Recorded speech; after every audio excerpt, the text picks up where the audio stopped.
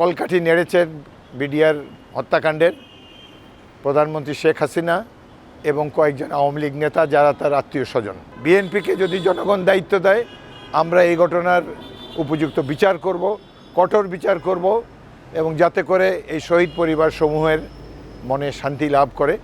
পিলখানা হত্যাকাণ্ড বাংলাদেশের সমাজ দেখে গভীর ক্ষত সৃষ্টি করেছে, সামরিক বাহিনীর অফিসারদের মনোবল ভেঙে দিয়েছে।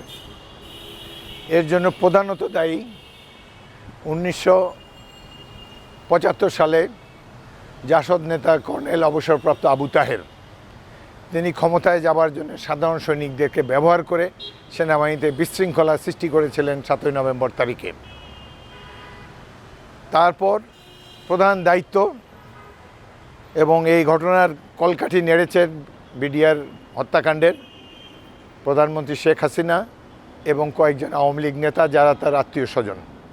এদের সাথে এই বিডিআর কার্নেজের আগে হত্যাকারীরা এদের সাথে বৈঠক করেছে এবং যে বিদ্রোহ বিনা রক্তপাতে দমন করা যেত শেখ হাসিনা অ্যালাউ করেছে, বিদ্রোহীদেরকে টাইম দিয়েছে যাতে তারা অফিসারদেরকে হত্যা করতে পারে।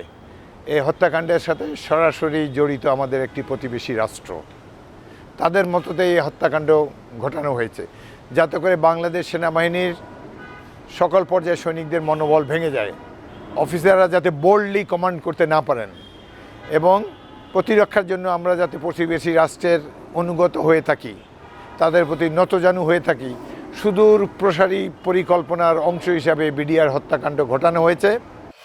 Cinematic display, photography master, performance expert, NextG N9. এই সরকারকেও আমরা আহ্বান জানাবো দ্রুত ব্যবস্থা নেওয়ার জন্যে। প্রয়োজন হলে স্পেশাল ট্রাইব্যুনাল গঠন করা যেতে পারে। এরপর নির্বাচন যদি হয়, নির্বাচন অবশ্যই হবে। আজকেও প্রফেসর ইউনূস বলেছেন যত শীঘ্র সম্ভব নির্বাচিত সরকারের কাছে তারা দায়িত্ব হস্তান্তর করতে চান। বিএনপিকে যদি জনগণ দায়িত্ব দেয় আমরা এই ঘটনার উপযুক্ত বিচার করব, কঠোর বিচার করব এবং যাতে করে এই শহীদ পরিবার সমূহের মনে শান্তি লাভ করে সেজন্য সব ধরনের দ্রুত বিচারের উদ্যোগ আমরা গ্রহণ করব। আমি আমার নেত্রী বেগম খালেদা জিয়া এবং অ্যাক্টিং চেয়ারপারসন জনাব তারেক রহমানকে আন্তরিক ধন্যবাদ জানাচ্ছি। আমি এখন যারা স্থায়ী কমিটিতে আছে ডক্টর মোশাররফ ছাড়া সবার আগেই আমি এদের উপরেই সবসময় ছিলাম। এরা যখন যুগ্ম সম্পাদক তখনই আমি ভাইস চেয়ারম্যান ছিলাম। যে কোনো কারণেই হোক তারা হয়তো মনে করেছেন যে অন্যদেরকে আরও আগে সুযোগ দেওয়া উচিত এবং আমি যে বিএনপি ছেড়ে যাব না এটাও তারা জানে। সেই কারণে হয়তো আমার জন্য একটু সময় লেগেছে, কিন্তু এখন আমি মনে করি দেরিতে হলেও তারা আমার প্রতি সুবিচার করেছেন।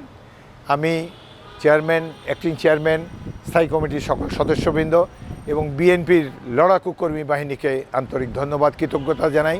বিএনপির কর্মী বাহিনী বিগত আন্দোলনে, সরকার পতনের আন্দোলনে যে বলিষ্ঠ ভূমিকা রেখেছে, আমার জেলা ভোলায় ছাত্রদল সভাপতি নূর আলম এবং শ্রমিক দলের আব্দুর রহিম সহ অনেকে জীবন দিয়েছে এবং এই যে আগস্ট বিপ্লবে আমার লালমোহন থানার 10 জন নিহত হয়েছে, তরুণ ছাত্র এবং সাধারণ মানুষ।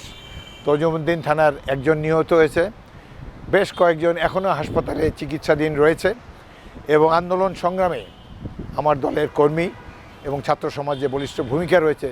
সেই জন্য জাতি তাদের কাছে কৃতজ্ঞ, আমিও তাদেরকে কৃতজ্ঞতা জানাই।